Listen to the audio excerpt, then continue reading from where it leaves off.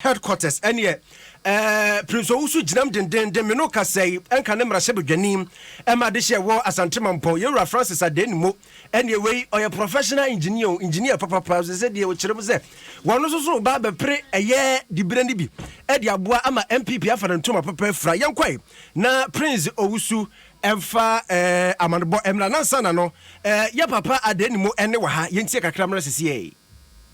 The campaign is on course, and of course campaign strategies are different, and so for me, I mean, every candidate has a way of securing your vote, and that is how I am pursuing my campaign. How optimistic are you make it to the top 5? Highly optimistic. This is not my first experience. 2014 was my first time in seeking to lead the NPP, and at that time I was described as the unknown person. And out of 7, I came in 3rd. So I am highly optimistic of coming out to be part of the first 5 and to go for the main contest in November and to lead the party. That is it. And so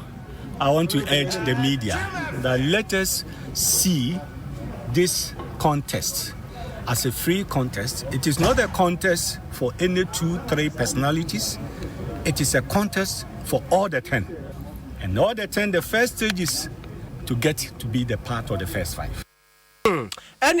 enka ne mra sebedwani ema de hye wo Asante Mampong Yewura Francis Adenimo ne na tia chese wo wi brofugu hon kakra ene na no dwoada ena veteran no ehya ase me no ka sei ya papa Adenimo ne onu su gina na so yenkohwe se wawie wo kofie anasa te sei Owusuma hen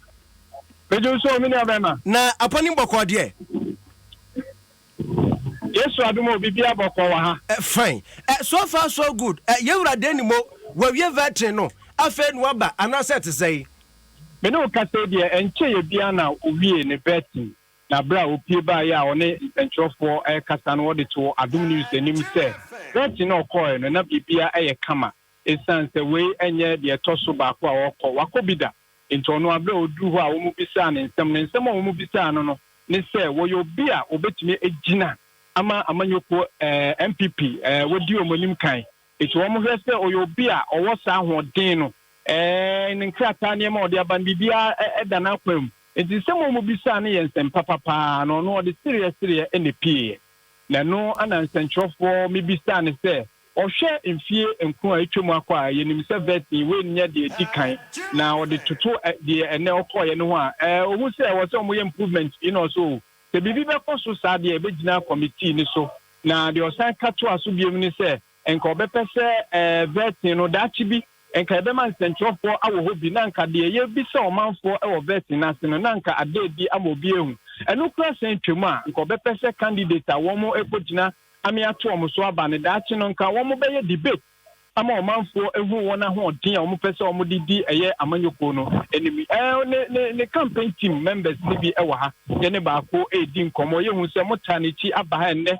mama bebu Adom ne no so sa awokeka no ye hu se mo no so but gidi se mo ye campaign mo ne omanfo di nkomo ne dia na delegate ne ka okay yeah ne delegate ni me dia okay first of all ma min che obi awo ahuma chofo so na Adenimo campaign there you go so aye ni bidigidi. Na mum the only thing I make can say everybody should watch us for Adenimo because it can be it will be a very hello wonderfully on that day say hello hey Adenimo na offering for now what the difference na be obi anwanwan so yes you gidi pass say you body body nkonim na say oh sadan